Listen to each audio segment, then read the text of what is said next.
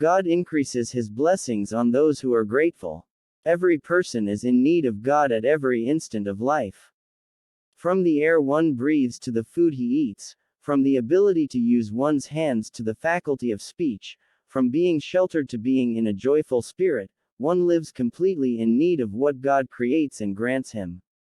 Still, a vast majority of people do not perceive their weaknesses and that they are in need of God. They suppose that things develop spontaneously or that they acquire everything by their own efforts. This is an important error, as well as a serious ingratitude towards God.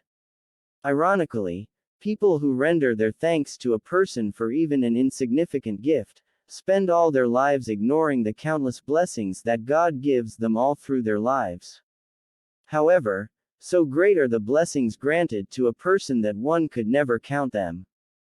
God relates this fact in a verse as follows: if you tried to number God's blessings, you could never count them. God is ever forgiving, most merciful. Surat An-Nahl 18. Despite this fact, most people fail to give thanks for any of the blessings they have. The reason for this is related in the Qur'an. Satan, who pledged to misguide people from God's way, said that his ultimate aim is to make people be ungrateful to God. Satan's defiant statements to God emphasize the importance of giving thanks to God. Then I will come at them, from in front of them, behind them, from their right and from their left. You will not find most of them thankful. He, God, said, get out of it, reviled and driven out. As for those of them, mankind, who follow you, I will fill up hell with every one of you. Surat Al-Araf 17-18. Believers, on the other hand, aware of their weaknesses and in humility before God, render their thanks to Him for every blessing granted. Wealth and possessions are not the only blessings for which believers render their thanks to God. Knowing that God is the owner and possessor of everything, believers express their inner gratefulness for good health, beauty, knowledge, wisdom, love of faith and hatred from disbelief, understanding, insight, foresight and for power. They are thankful for being rightly guided and for being in the company of believers. A beautiful landscape, easy handling of their affairs, fulfillment of their wishes, tidings of great joy, respectful conduct or any other blessings make believers immediately turn to God, express their gratefulness to Him and reflect on His mercy and compassion. In return for good morals displayed, a reward awaits believers. This is another of the secrets revealed in the Quran. God increases His blessings on those who are grateful. For example, God grants even more health and power to those who render their thanks to God for the good health and strength they have. God bestows even more knowledge and property to those who are grateful for their knowledge or wealth. This is because they are sincere people who are contented with what God gives and are pleased with the blessings and who take God as their friend. God relates this secret in the Quran as follows: and when your Lord announced, if you are grateful, I will certainly give you increase, but if you are ungrateful, my punishment is severe. Surah Ibrahim 7. Being grateful is also a sign of one's closeness to and love of God. People who give thanks have the insight and capability to perceive the beauties and blessings that God creates. God's messenger, peace be upon him, also referred to this when he said, when God gives you property, the bliss of God's blessing and offering must be reflected on you. On the other hand, a disbelieving or ungrateful person will only see the imperfections and faults even in the most beautiful environment, and thus will be unhappy and discontented. Indeed, as a divine purpose in God's creation, such people always come across with seemingly unfavorable events and unpleasant scenes. On the other hand, God displays more of His bounties and blessings to those who have a sincere and insightful outlook. That God increases His blessings to those who are grateful is one of the secrets of the Quran. However, one needs to keep in mind that sincerity is a prerequisite for being grateful. No doubt, one's way of showing his gratitude without turning sincerely to God and feeling the inner peace of God's infinite mercy and compassion, which is solely intended to impress people, would be sheer insincerity. God knows what hearts harbor, and will bear witness to this insincerity. Those who have insincere inner intentions may conceal it from other people, but not from God.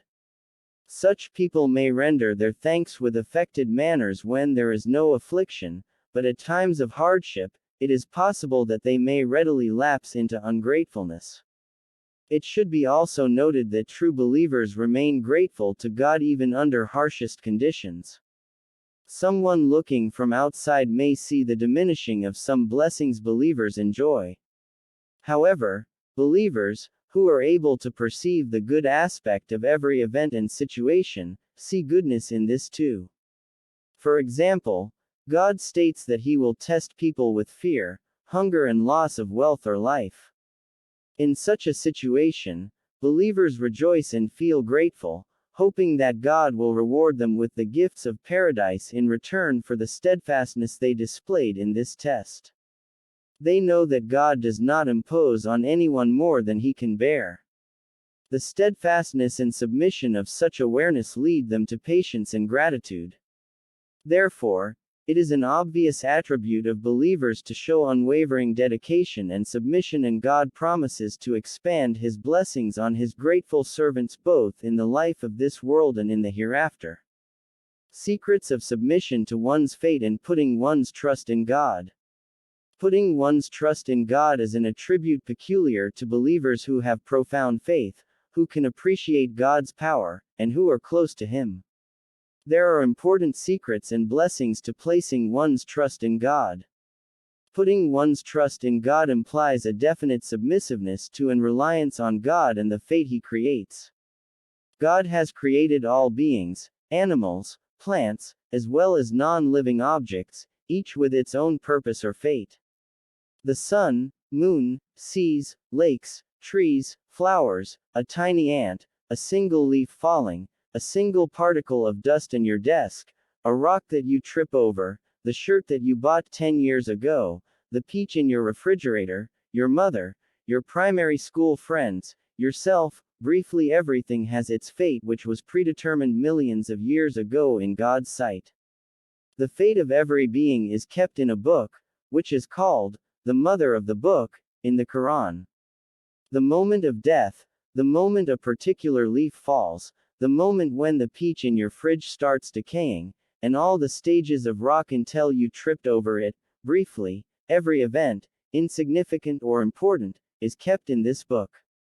Believers have faith in fate and they know that the fate God creates is the best for them.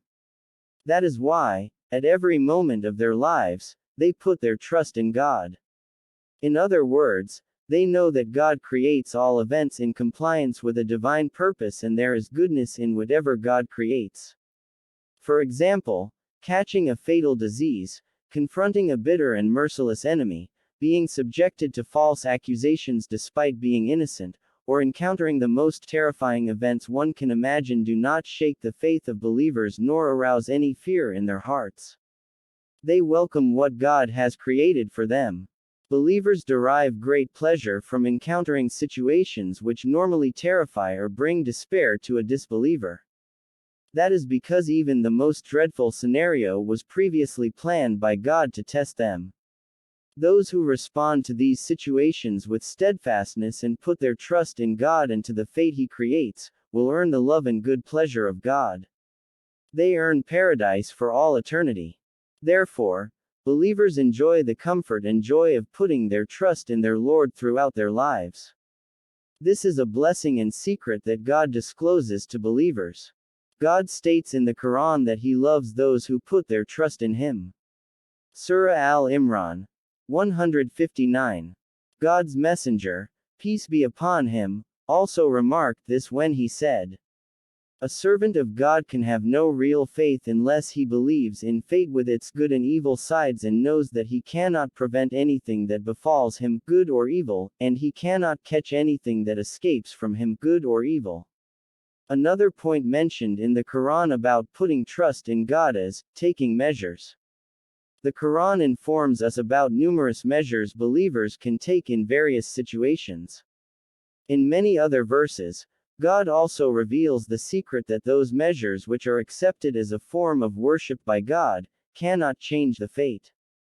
The prophet Jacob, peace be upon him, advised his sons to take some measures while entering the city, but afterwards he reminded them to place trust in God.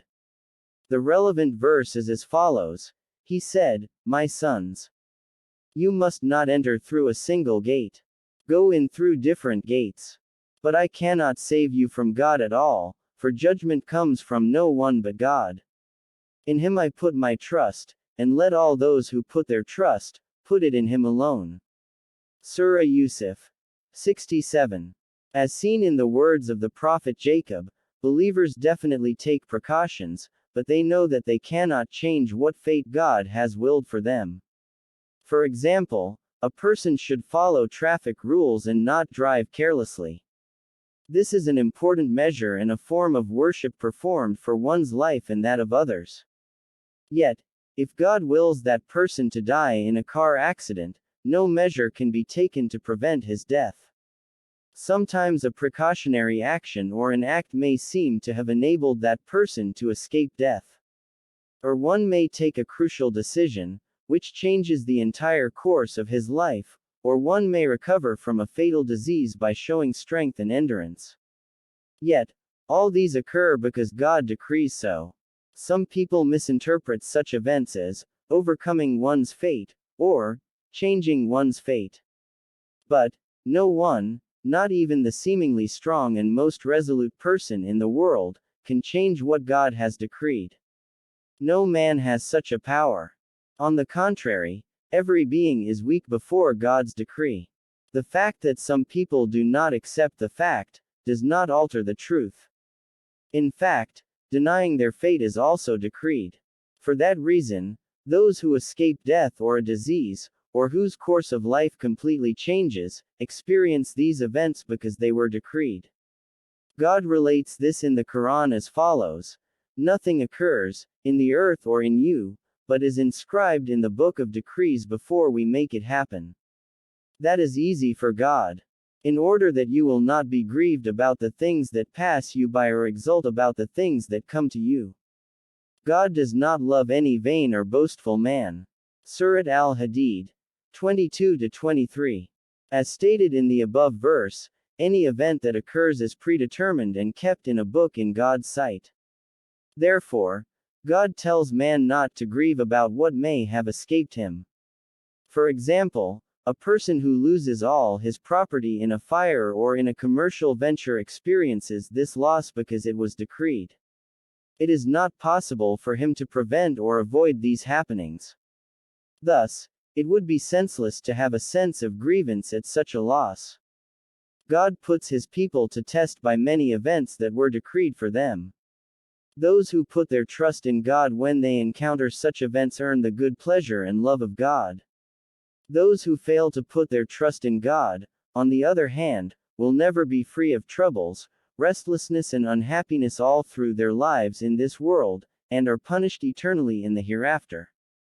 It is crystal clear that putting one's trust in God is a gain and comfort both in this world and in the hereafter.